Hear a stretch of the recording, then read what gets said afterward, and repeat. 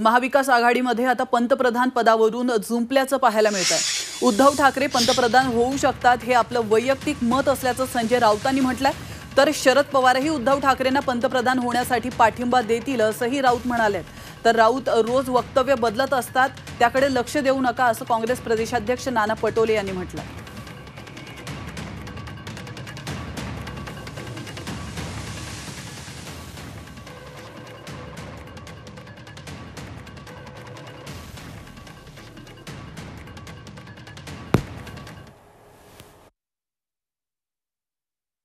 उद्धव ठाकरे साहेबांनाही संधी मिळाली तर शरद पवार यांच्यासह देशातले अनेक प्रमुख नेते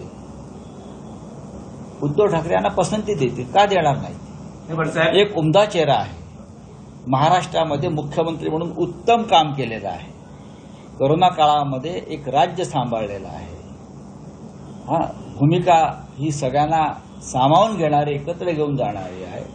या देशाला आज अशा प्रकारच्या सर्वसमावेशक नेतृत्वाची गरज आहे असं जर मी सांगितलं तर त्यात चुकीचं नाही। अर्थात मी हे माझं मत सांगतो आहे। जेव्हा या देशामध्ये निवडणुका पूर्ण होऊन निकाल लागतील तेव्हा इंडिया आघाडीचे नेते एकत्र बसतील आणि आमच्याकडे एकापेक्षा जास्त चेहरे आहेत। संजय राऊत रोज आपले स्टेटमेंट बदलवतात, त्याच्यामुळे संजय राऊताच्या स्टेटमेंटचं फार काही व्हॅल्यू घेऊ नका।